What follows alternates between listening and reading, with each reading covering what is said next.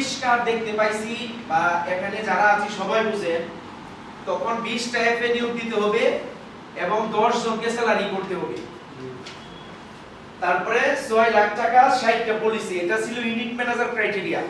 তো যেদিন রাসেল স্যার আমাকে এই বিষয়গুলো দেখিয়েছিল, ওই দিন থেকে আমি ফাইনালি সিদ্ধান্ত নিয়েছি যে আমি ফুল টাইম কাজ করব। ইভেন আমি একটা মসজিদে জুমা পড়াতাম, একটা কেন্দ্রীয় মসজিদে। তাজুল স্যার, রাসেল স্যার অনেকেই জানেন। তো শুক্রবার শনিবার কেন্দ্রিক যেহেতু আমাদের বেশি প্রোগ্রাম থাকে এবং আমাদের লোকজন যেহেতু বেশি শুক্রবার শনিবারে আসে, আর আমি যেহেতু ইউনিট ম্যানেজার হব, আমি সাময়িক সময়ের জন্য আমি কিন্তু আমার ওই চাকরিটাকে ক্লোজ করছি।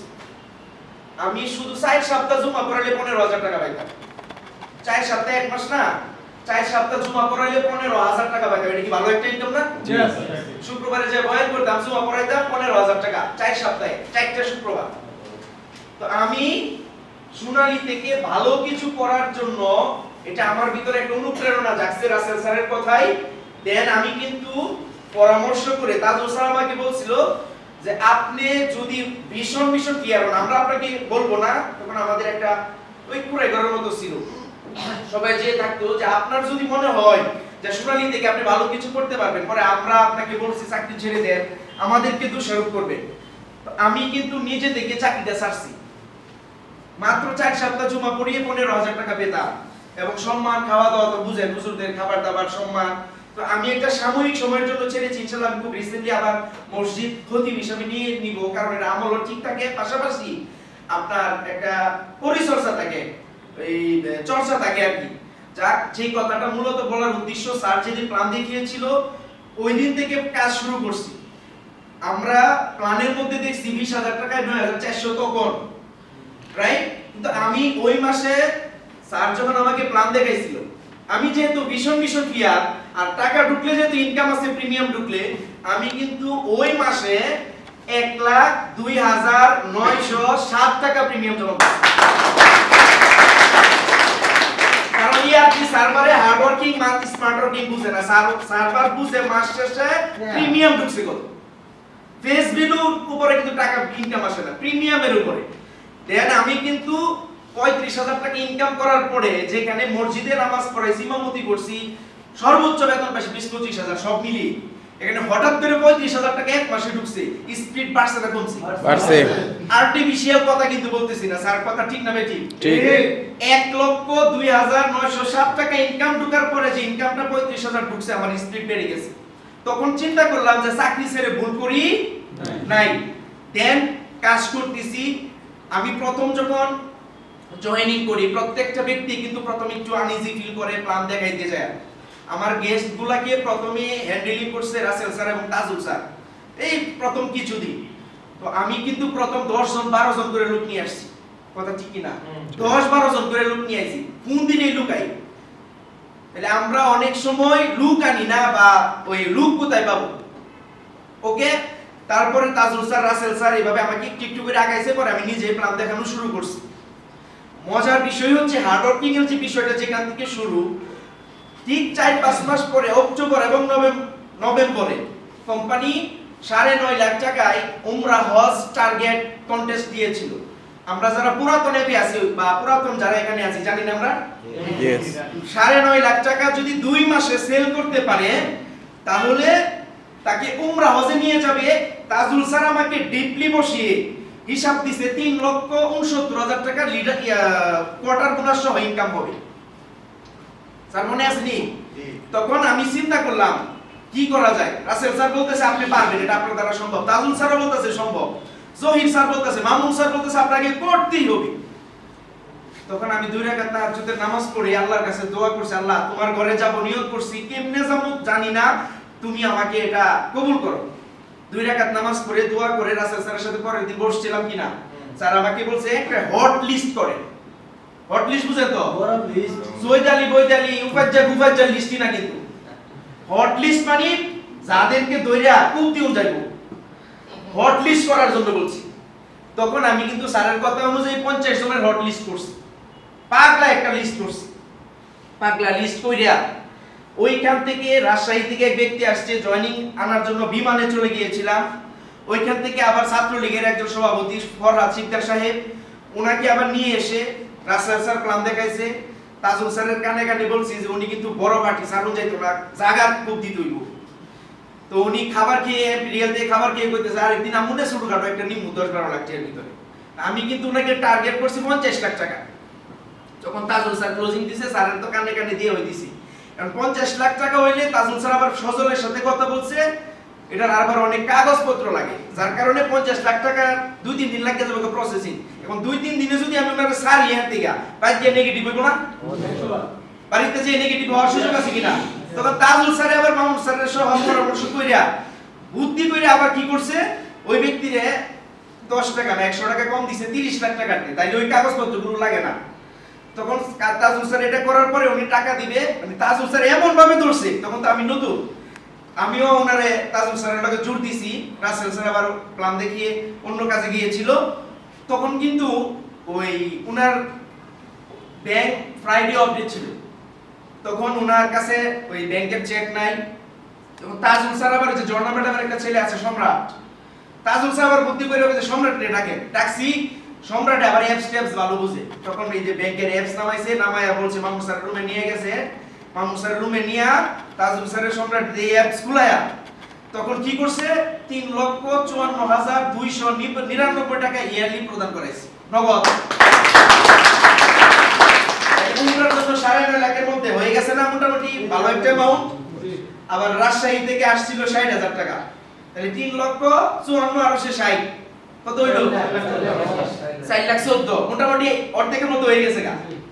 এইভাবে মোটামুটি আলহামদুলিল্লাহ উমরাটা 2 মাসের কন্টেস্ট ছিল, আলহামদুলিল্লাহ আমি 1 মাসে কমপ্লিট করছি। উমরাটা পেশাতে 1 মাসে কমপ্লিট করছি। আবার আরেকটা জিনিস, আপনারা অনেক সময় কথা শুনেন, শুনে এটারে এতটা ফাঁকির মতন এক কান্দা শুনেন আরেক কান্দা বাইর করেন। আমি যখন প্রথম অবস্থায় তাজুল স্যারের কাউন্সিলিং এ বসতাম, স্যার দেখাইতো যে 7 লাখ কত টাকা সেল করছে 11 দিনে, কত টাকা স্যার 7,958 টাকা সেল করছে স্যার, এটা দেখাইতো। আমি মনে মনে নিয়ত করতেছি যে এইটা স্যার তো আমাকে বিট করতে হবে, কথা বুঝেন নাই, এটা আমাকে বিট করতে হবে। কারণ হইছে এই লাইনে বিট করলে এই লাইনে যদি খেলুন যা কোনো আপলাইন বেজার হইব না। আমি 20 লাখ সেল করে রাসেল স্যার খুশি না বেজার খুশি, তাজুল স্যার খুশি না বেজার খুশি, ফয়েজ ভাই সেল করলে আমি খুশি না বেজার খুশি। কারণ হইছে এতে তো আসতেছে একটা পার্সেন্টেজ ভাই, রাইট কি না? তো তাজুল স্যার 7 লাখ কত টাকা করছে, আমি এক মাসে করছি 8,92,105 টাকা, 8,92,105 টাকা। আমি কিন্তু জায়গায় জায়গায় মানে চ্যালেঞ্জ দিছি, এই জায়গাটাকে আমার ওভারকাম করতে হইব। মামুন স্যার কাছে প্রাইভেট কার দিয়ে আমি গেছি বিমানে, বুঝেন।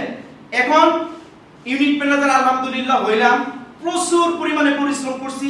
যারা আমার সাথে বিভিন্ন গ্রুপে সম্পৃক্ত আছেন আপনারা জানেন, পরিশ্রম করার পরে ইউনিট ম্যানেজার হইলাম। ইউনিট ম্যানেজার হওয়ার পরে কোম্পানি আবার উমরা হজের 6 লাখ টাকার অ্যাচিভমেন্টের একটা দিল, টার্গেট দিল যে 6 লাখ টাকা যারা অ্যাচিভ করবে 2 মাসে নভেম্বর ডিসেম্বর, তখন হচ্ছে উমরা দিবে। সবাই সবার মতো করে প্ল্যানিং করতেছে, Russell sir, Tajul sir, unit manager সবাই।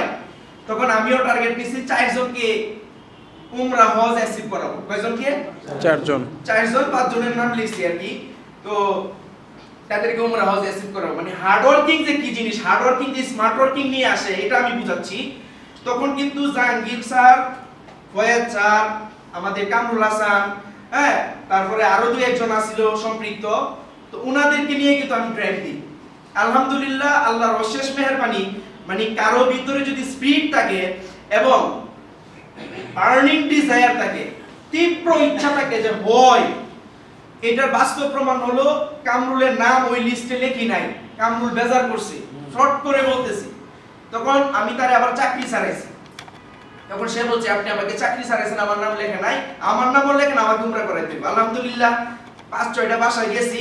5-6টা বাসায় যায়, একটা বাসা থেকে 1,16,000 ইয়ারলি, আরেকটা থেকে 1,19,000, আরেকটা থেকে 1,25,000, মোটামুটি 5-6টায় বাসায় যায় এক সপ্তাহের ভিতরে কামরুলের 6 লাখ হয়ে গেছে। এক সপ্তাহের ভিতরে, এর ভিতরে কিন্তু হার্ড ওয়ার্কিং প্রচুর করছি, মানে দৌড়াদৌড়ি কাকে বলে, দিন রাত একাকার করে ফেলছি। তারপরে ফয়েজ ভাইরে সেম সময় দিছি। মজার বিষয় হইছে হার্ড ওয়ার্কিং এর জাহাঙ্গীর স্যারের এক বন্ধু, উনি কিন্তু হচ্ছে একটু দুর্বল লোক এবং সহজ সরল মানুষ। একদম সাদামাটা মানুষ, ওনার একজন বন্ধু মানুষ, গোপালগঞ্জ সদর থানার ওসি। ওনার সাথে ফোনে কথা বলছি, উনি কোনোভাবেই সময় দিতে পারেন। একজন ওসি কি পরিমাণ ব্যস্ত থাকে আপনারা জানেন। তো উনি হচ্ছে সময় দিতে পারে না ওনাকে নিয়ে। তখন আমি সিরাজগঞ্জ এবং টাঙ্গাইল কাজে, টাঙ্গাইলের কাজ শেষ করে সিরাজগঞ্জ কাজ করছি। জাহাঙ্গীর স্যার ফজরের নামাজ পড়িয়া, প্রাইমারি শিক্ষকরা কিন্তু একটু আরাম প্রিয়, কারণ এরা চাকরি করে, খা ঘুমায়, এরা মানে দিব্যি আরামে চলে, এর এত টেনশন বা প্যারা নাই। উনি ফজর পড়িয়া আপনার চলে আসছি গুলিস্তান, সরি সাইদাবাদ। আমি ওই দিক থেকে সিরাজগঞ্জ থেকে ফজরের আগে রওনা দিয়ে আসছি। এর ভিতরে কিন্তু আমি ডে নাইট কাজ করতেছি সিরাজগঞ্জ রাজশাহী, কারণ কামরুলডে উমরা করামু, রুমানের জুবাইর সাহেবের ওই লিডার্স ক্লাব হবে। তখন আমি কিন্তু আবার চলে আসি 4 দিন দিন রাত কাজ করে টাঙ্গাইল সিরাজগঞ্জে আমি আবার ঘুরে রওনা দিয়ে চলে আসি। এর ভিতরে ঘুম নাই। ওনাকে নিয়ে আবার ফজর করে আমরা সিরাজগঞ্জ কোথায় গোপালগঞ্জ যাই। যাই ওসি সাহেবের রুমে বসে রইছি, ওনার সাথে কথা বলার কোনো অপশন নাই। আবার ওই দিন এক লোক মারা গেছে, এসআই অ্যাক্সিডেন্ট করে, মানে থানার মধ্যে আরবি চিকিৎসা। ওসি সাহেব সময় দিবে না, তারপরে উনি আমাদের একটা রিসোর্টে নিয়ে গেছে আপ্যায়ন করার জন্য, রাতে থাকবো। তখন আমি বলছি ভাই এত দূর থেকে কষ্ট করে আসলাম, আপনি আমাদেরকে আধা ঘন্টা সময় দিন। উনি বলছে আধা ঘন্টা সময় দেওয়ার মতো দর্শও নাই, সময় নাই। তখন উনি 10 মিনিটের মধ্যে যা বুঝাবার বুঝাইছি। বন্ধু মানুষ তো ওনার বাল্যকালে জাহাঙ্গীর ভাই, তখন ওনার দিকে তাকায় বলতেছে ঠিক আছে 15 লাখ টাকার একটা পলিসি ইয়ারলি নিবি। তখন আমরা চলে আসি, উনি টাকা দিবে, কাগজপত্র দিবে, সব ওকে, চলে আসি আমরা। 2 দিন পরে নেগেটিভ। ওই যে বউয়ের সাথে পরামর্শ করছে, 2 দিন পরে নেগেটিভ। জাহাঙ্গীর স্যার মাথা ঠাতা পুরা নষ্ট। এত বড় একটা সেল যদি মিস্টেক হয়ে যায় আমরা হইব, পুরা মাথা টাতা নষ্ট। কথা কি বুঝতেছেন সবাই? यस, পুরা মাথা টাতা নষ্ট ওনার। তখন উনি হতাশ, মানে ওনার উমরা হবে না। আমি আবার ফজরের নামাজ পড়া চিন্তা করলাম যে প্রবলেম কোন জায়গায় এসে। ওনার ওয়াইফের সাথে বুঝার পরে ওয়াইফে বিশ্বাস করে নাই, বলা বিমাসিমা পরে আমি আপনার কারোর সাথে না বুঝা ফজরের নামাজ পড়া, ওনার ওয়াইফের পাশে হইছে গাজীপুর। আমি কিন্তু একা একা গাজীপুর গেছি, জাহাঙ্গীর স্যার লয় বুঝি নাই, রাসেল ভাই লোক আগের দিন কথা বলছি, হেড অফিসে কারোর সাথে বুঝি না। আমি একা একা ফল টল কিনা লইয়া গিয়া পরে জাহাঙ্গীর স্যারের বলছি আমি কিন্তু গাজীপুর আইছি। তো স্যার তো খুব খুশি হইছে, আরে যান যান যান, কারণ স্যার তো মানে কল্পনা করছেন আমি যে চলে যাব।